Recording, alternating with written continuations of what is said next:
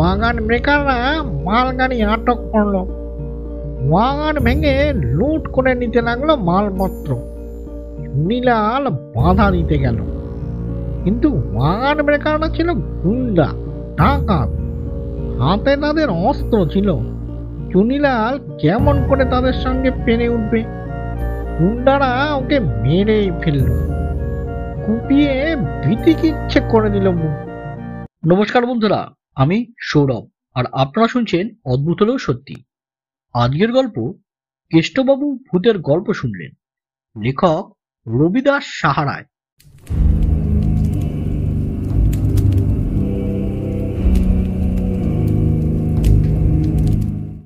কেষ্টবাবু গিয়েছিলেন মিতপুর গ্রামে বন্ধুর বাড়িতে। রেল স্টেশন থেকে বন্ধুর বাড়ি পাক্কা 1 ঘন্টার পথ।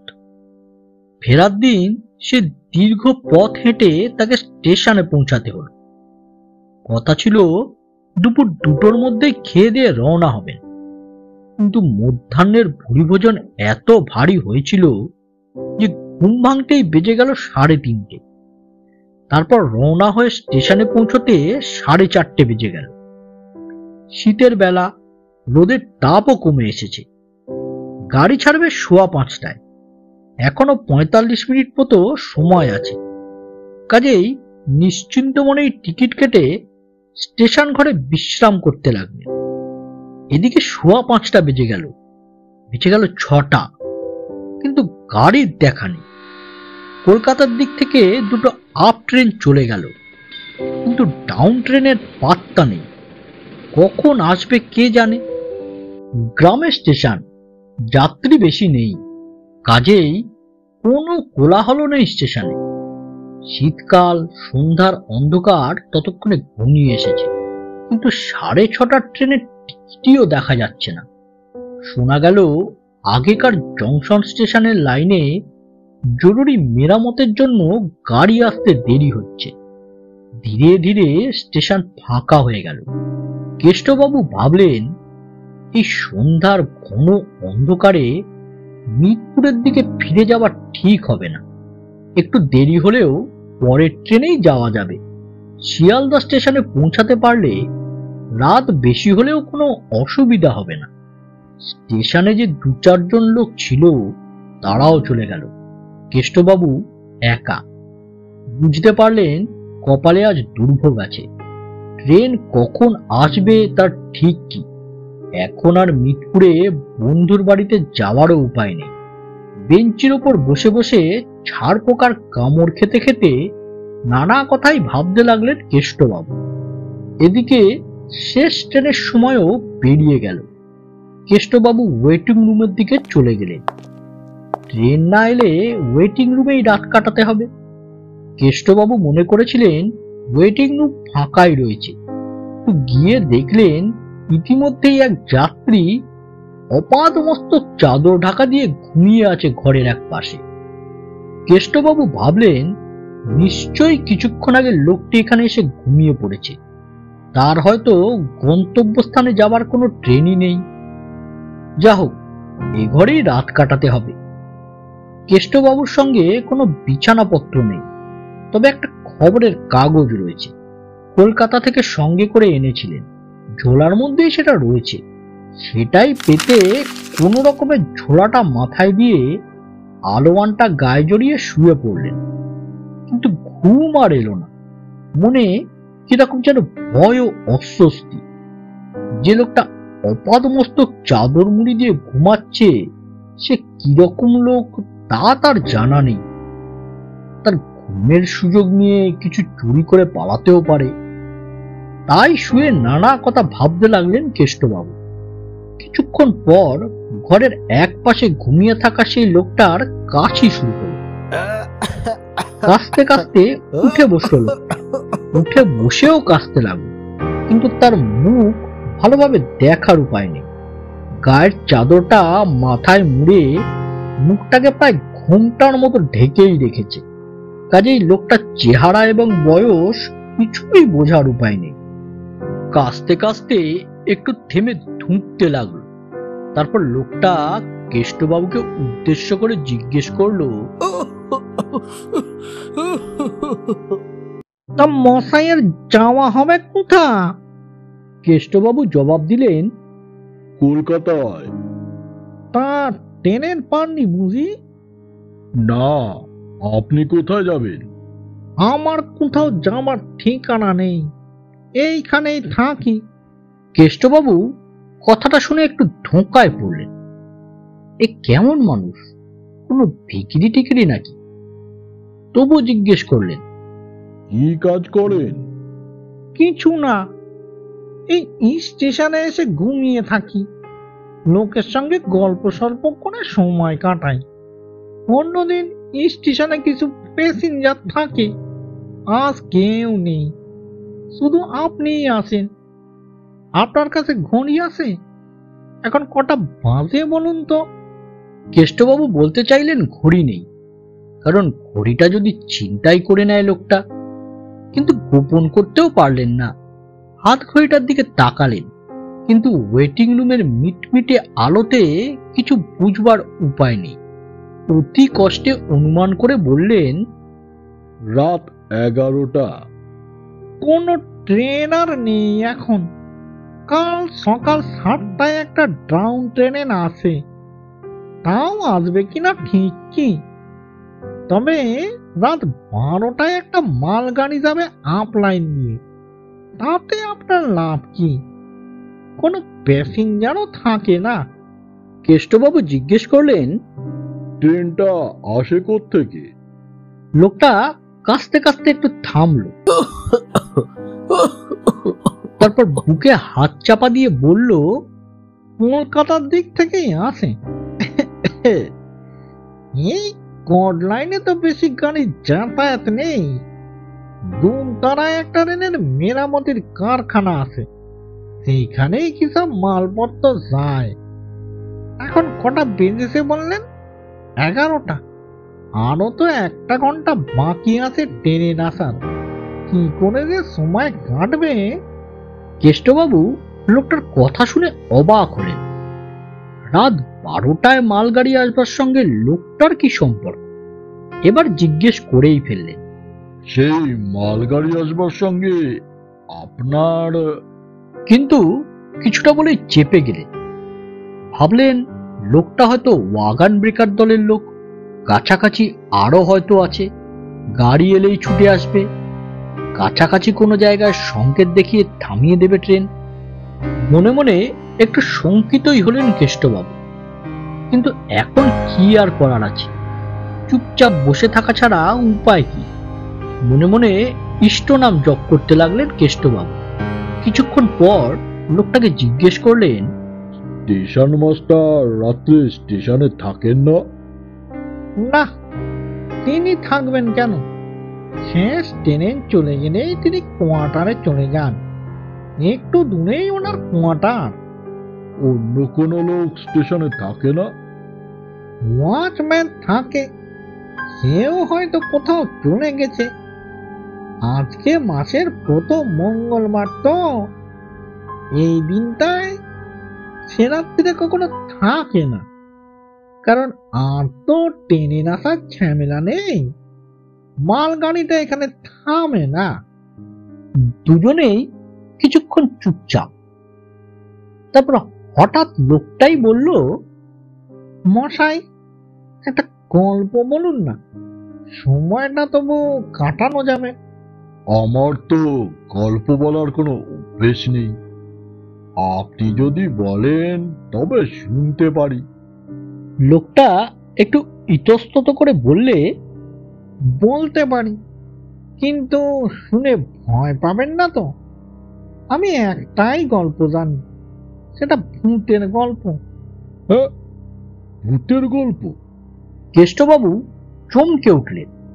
একটু থেমে থেমে বললেন, এই গভীর রাতে ভূতের গল্প বলবেন?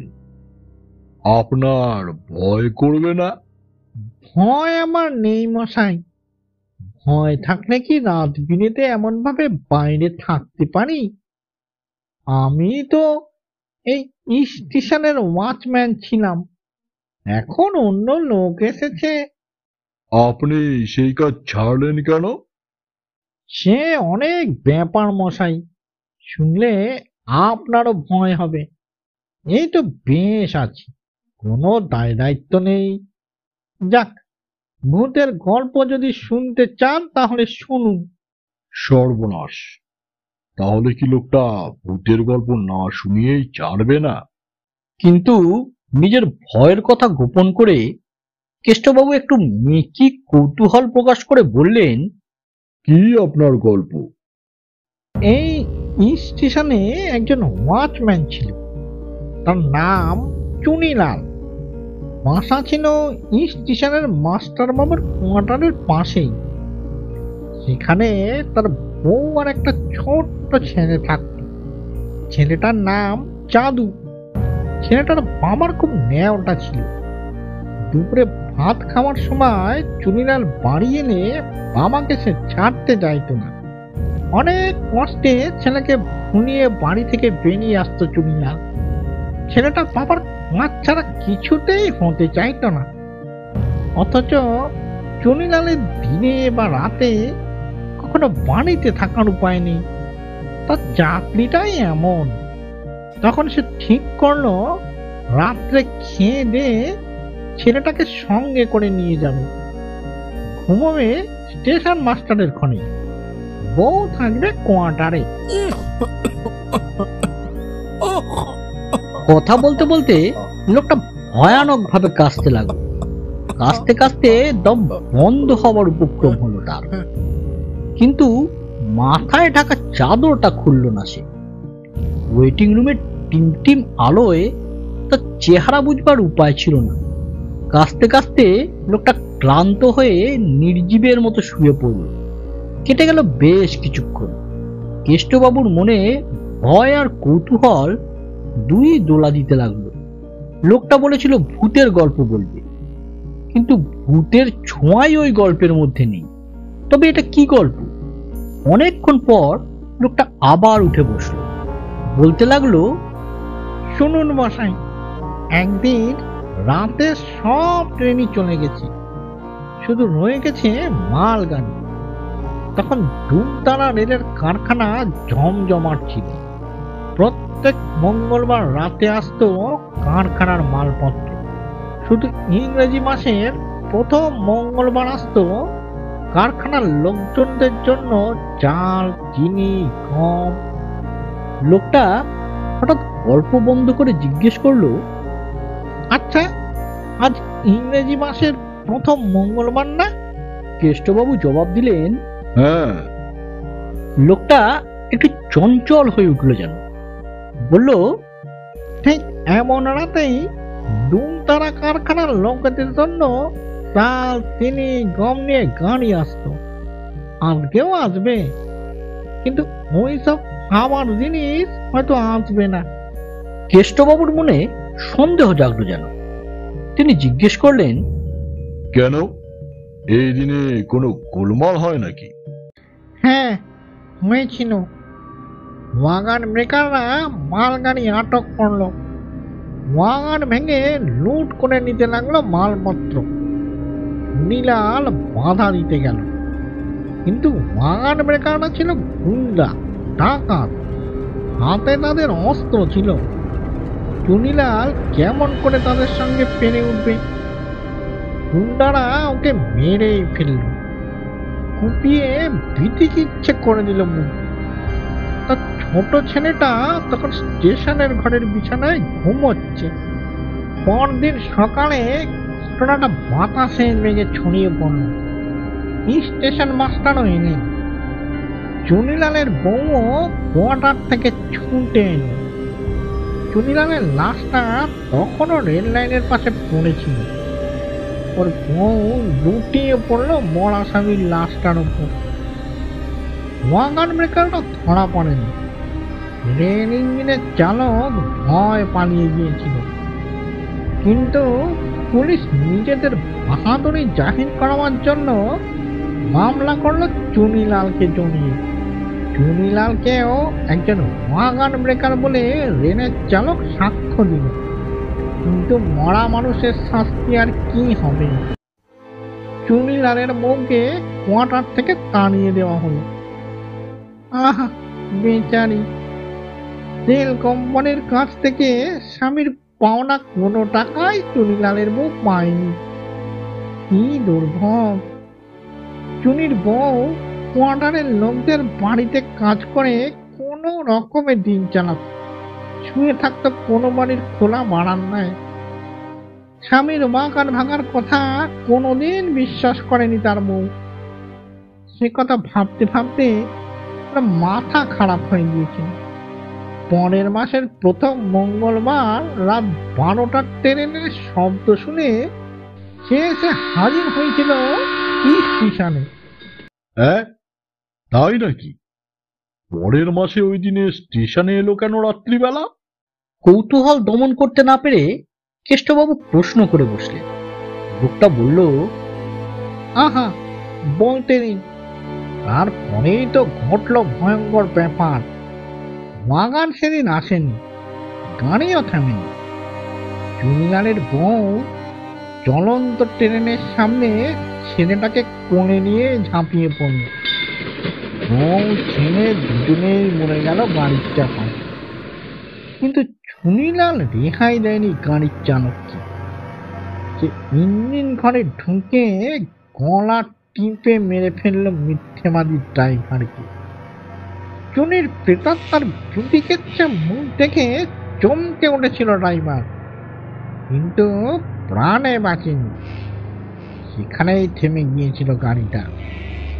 পরের দিন স্টেশন মাস্টার এসে পুলিশে খবর দিয়ে সব লাশ শুনিয়ে ফেলল, কিন্তু রহস্যের কোনো কিনারা হলো না। শেষ হলো আমার গল্প। গল্প শুনে শিউরে উঠলেন কেষ্টবাবু। তার ভয়ও করছিল। কাঁপতে কাঁপতে জিজ্ঞেস করলেন, তুমি এসব খবর জানলে কি করে? লোকটার মুখের কাপড়টা হঠাৎ একটু সরে গেল। স্টেশন ঘরের মিটমিটে আলোতেও তার মুখটা দেখে চমকে উঠলেন কেষ্টবাবু। কি বিভৎস মুখ! কেষ্টবাবুর শরীরটা যেন আড়ষ্ট হয়ে যেতে লাগলো। এতক্ষণ বসেছিলেন, শুয়ে পড়লেন। এবার কতক্ষণ এভাবে ছিলেন তা কেষ্টবাবুর জানা নেই। হঠাৎ লোকটি জোরে জোরে ডাকতে লাগলো, ও মশাই, ঘুমিয়ে পড়লেন নাকি? ভয় পেয়েছেন বুঝি আপনি? এদিকে ট্রেনটা যে এসে পড়েছে, আমি চলে যাচ্ছি। কেষ্টবাবু চেতনা ফিরে এলো। একটু তাকিয়ে দেখলেন লোকটা উঠে বাইরের দিকে ছুটে যাচ্ছে। তিনিও কোনো কিছু না বুঝে ছুটে বেরিয়ে এলেন। দেখলেন ট্রেনটা চলে যাচ্ছে স্টেশনের ঠিক সামনে দিয়ে। একটি বউ ছেলে কোলে নিয়ে হঠাৎ ঝাঁপিয়ে পড়ল ইঞ্জিনের সামনে। শোনা গেল শুধু একটা চিৎকার। তারপর সব চুপচাপ। ট্রেন চলে গেল। কিন্তু কোথায় সেই ছেলে কোলে বউটি? লোকটাই বা গেল কোথায়? ঘরে তার বিছানাপত্রও নেই। কেষ্টবাবু ভয় ভয়ে কোনো রকমে বাকি রাতটা কাটালেন। পরের দিন খুব ভোরবেলাতেই এলেন স্টেশন মাস্টার। তার কাছে কেষ্টবাবু ঘটনাটা বললেন। স্টেশন মাস্টার প্রথমে কথাটার গুরুত্বই দেয়নি, কিন্তু সব শুনে অবাক হয়ে গেলেন। জিজ্ঞেস করলেন, সত্যি আপনি এসব ঘটনা দেখেছেন? কেষ্টবাবু বললেন, আমি কি মিথ্যে কথা বলবো? স্টেশন মাস্টার বললেন, সত্যি বড় আশ্চর্যের কথা, তবু বিশ্বাস না করে উপায় নেই। এই স্টেশনেরই ওয়াচম্যান ছিল লোকটা। তারপর একটু অন্যমনস্কতার ভাব দেখিয়ে বললেন, কাল ইংরেজি মাসের প্রথম মঙ্গলবার ছিল তো, তাই না? হ্যাঁ। গত বছর এমন রাতেই এরকম একটা ঘটনা ঘটেছিল এই স্টেশনে। প্রথম মঙ্গলবারে মরেছিল চুনিলাল, তার পরের মাসের প্রথম মঙ্গলবারে মরেছিল তার বউ। স্টেশন মাস্টার মানে ব্যথাও পেলেন পুরনো কথা ভেবে। দীর্ঘশ্বাস ফেলে বললেন, বাগান ভাঙার ব্যাপারটা তাহলে লোকে যা বলে তা সত্যি নয়, অথচ বিনা দোষেই শাস্তি পেয়ে গেল চুনিলালের বউ। এখন যে আর কিছুই করার উপায় নেই। কেমন লাগলো বন্ধুরা আজকের এই গল্পটি? ভালো লাগলে একটি লাইক করুন আর শেয়ার করুন সকলের সাথে। আর হ্যাঁ, চ্যানেলটি সাবস্ক্রাইব করতে ভুলবেন না যেন, কারণ এই রকম গল্প নিয়ে প্রতি শনিবার ঠিক দুপুর 1টায় আমি হাজির থাকছি এই চ্যানেলে। তাহলে বেল আইকনটিও টিপে দিন, তাহলে আপনাদের কাছে নোটিফিকেশন পৌঁছে যাবে। তাহলে আজকের মতো নমস্কার।